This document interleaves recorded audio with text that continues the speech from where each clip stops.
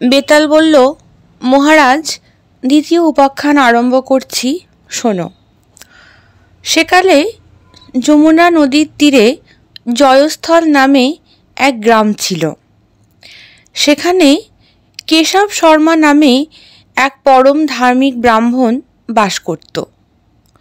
ওই ব্রাহ্মণের এক ছেলে ও মধুমালতী নামে এক রূপবতী ও গুণবতী কন্যা ছিল। ক্রমে মধুমালতীর বিয়ের বয়স হলো। ব্রাহ্মণ ও তার ছেলে চারিদিকে সুপাত্রের অনুসন্ধান করতে লাগলেন। একদিন ব্রাহ্মণ তার যজমানের পুত্রের বিবাহ উপলক্ষে গ্রামের সীমান্তে গেছেন। ব্রাহ্মণের পুত্রও গুরুগৃহে চলে গেলেন অধ্যয়ন করতে। তখন বাড়িতে শুধু মধুমালতী আর তার মা। এমন সময় ত্রিবিক্রম নামে এক ব্রাহ্মণের ছেলে কেশবের বাড়িতে অতিথি হয়ে এলো। অতিথিকে দেখে ব্রাহ্মণীর জামাতা করবার ইচ্ছা হলো। ব্রাহ্মণী যথোচিতভাবে অতিথি সৎকার করে তার বংশ পরিচয় জেনে নিলেন। আরও জানলেন অতিথি বড় বংশের ছেলে। তখন তিনি মনে মনে চিন্তা করলেন, যদি এর সাথে মধুমালতীর বিয়ে হয় তাহলে খুব ভালো হয়। তখন তাকে বললেন, বৎস, যদি তোমার ইচ্ছা হয় তাহলে তোমার সাথে আমার মেয়ের বিয়ে দেব। ব্রাহ্মণ নন্দন মধুমালতীর অপূর্ব রূপ ও লাবণ্য দেখে মুগ্ধ হয়ে ব্রাহ্মণীর নিকট স্বীকৃত হলেন মধুমালতীকে বিয়ে করবেন এবং কেশবের আসার অপেক্ষায় রইল। কিছুদিন পর ব্রাহ্মণ ও তার ছেলে মধুমালতী বিয়ে দেওয়ার জন্য দুটি পাত্র সঙ্গে করে ফিরলেন। তাদের নাম বামন আর মধুসূদন। মোট 3টি পাত্র হলো। 3টি পাত্রই রূপে, গুণে, বিদ্যায়, বুদ্ধিতে, অবস্থায় ও বংশমর্যাদায় সমান। কারোর মধ্যে কোনো পার্থক্য নেই। তখন কেশব মহা বিপদে পড়ে গেলেন। তিনি চিন্তা করতে লাগলেন, এক মেয়ের 3 পাত্র হাজির, এখন উপায় কি? এমন সময় ব্রাহ্মণী এসে বললেন, ওগো, তুমি কি চিন্তা করছো? এদিকে সাপের কামড়ে মধুমালতীর যে প্রাণ যায়। তখন কেশব দ্রুত 4-5 জন বিষ বৈদ্য ডেকে রীতিমতো চিকিৎসা করালেন, কিন্তু কিছুতেই কিছু হলো না। বিষ বৈদ্যরা ওই মেয়েকে আর বাঁচানো গেল না। এখন যা কর্তব্য তাই করুন, আমরা চললাম। এই বলে বিষ বৈদ্যরা চলে গেলেন। অল্পক্ষণের মধ্যেই মালতী মারা গেল। সকলে শোকে অভিভূত হয়ে পড়লেন। তখন কেশব তার ছেলে এবং পাত্র 3টি তার মৃতদেহ শ্মশানে নিয়ে গিয়ে পুড়িয়ে ফেলল। কেশব ও তার ছেলে বাড়ি ফিরে এসে শোকে কাতর হয়ে কাঁদতে লাগলেন, কিন্তু পাত্র 3টি তখনই চলে গেল না। ত্রিবিক্রম নিভে যাওয়া চিতা থেকে হাড় কুড়িয়ে কাপড়ে বেঁধে ঘরের কোণে রেখে দিয়ে দেশ ঘুরতে বেরোলো। বামন সন্ন্যাসী হয়ে তীর্থে বেরোলো।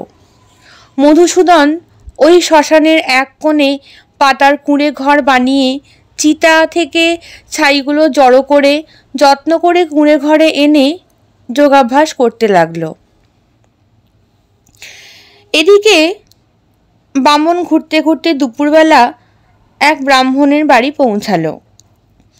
খাওয়ার সময় সন্ন্যাসী দেখে ব্রাহ্মণ তাকে আদর আপ্যায়ন করে খেতে বসালেন। ব্রাহ্মণী পরিবেশন করতে লাগলেন। ব্রাহ্মণীর ছেলে নানাভাবে দুরন্তপনা করতে লাগলো। এই সময় ব্রাহ্মণী ছেলেকে নানাভাবে শান্ত করতে লাগলেন, কিন্তু সে কোনো কথা শুনল না। তখন ব্রাহ্মণী তিতিবিরক্ত হয়ে ছেলেকে আগুনে ফেলে দিয়ে নিশ্চিন্তে খাবার পরিবেশন করতে লাগলো।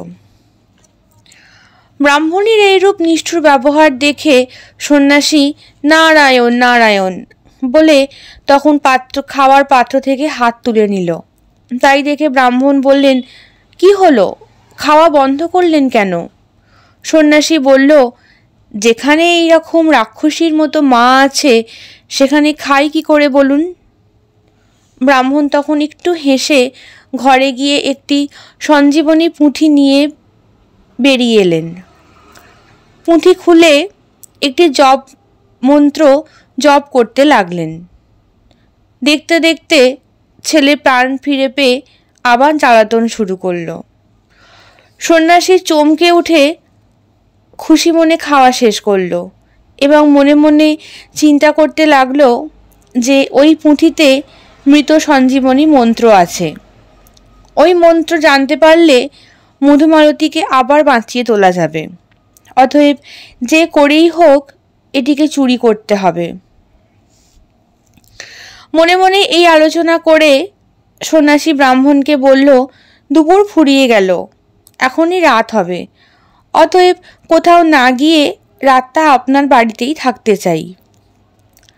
ব্রাহ্মণ তাকে থাকার জায়গা ঠিক করে দিলেন।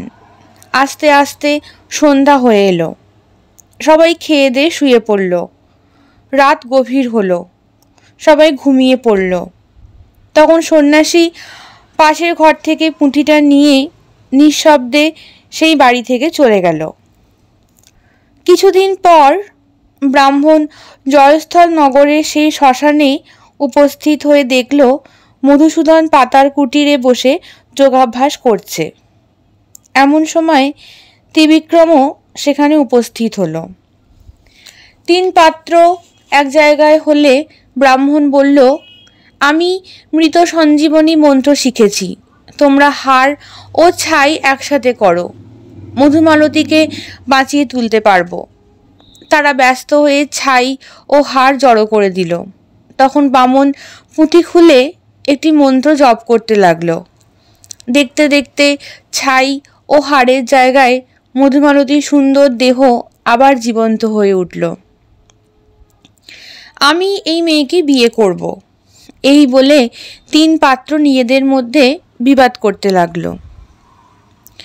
এই বলে গল্প শেষ করে বেতাল বিক্রমাদিত্যকে জিজ্ঞেস করল, বলো তো মহারাজ, এই 3-এর মধ্যে কে মধুমালতীকে বিবাহ করতে পারে? বিক্রমাদিত্য বললেন, যে শ্মশানে পর্ণকুটির নির্মাণ করে এতদিন শ্মশানবাসী হয়েছিল তারই এই রমণীর পানি গ্রহণ করার অধিকার। বেতাল বলল, যদি ত্রিবিক্রম অস্থিগুলি সংগ্রহ না করে রাখত এবং ব্রাহ্মণ নানা দেশ পর্যটন করে মন্ত্রের শিক্ষা না করত, তবে কি করে মধুমালতী বেঁচে উঠত?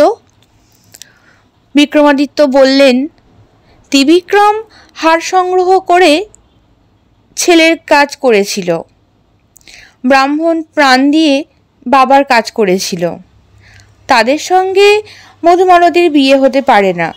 বাকি থাকে মধুসূদন, যে ছাই সংগ্রহ করে পর্ণকুটির নির্মাণ করে শ্মশানবাসী হয়ে যথার্থই প্রণয়ীর কাজ করেছে, সুতরাং তার সঙ্গেই মধুমালতীর বিয়ে হওয়া উচিত। সঠিক উত্তর পেয়ে বেতাল শ্মশানে ফিরে গিয়ে আবার আগের মতো গাছে ঝুলে রইল। বিক্রমাদিত্য পিছন পিছন গিয়ে দড়ি কেটে তাকে পেড়ে এনে কাঁধে তুলে সন্ন্যাসীর আশ্রমের দিকে রওনা হলেন। বেতাল 3য় গল্প আরম্ভ করল।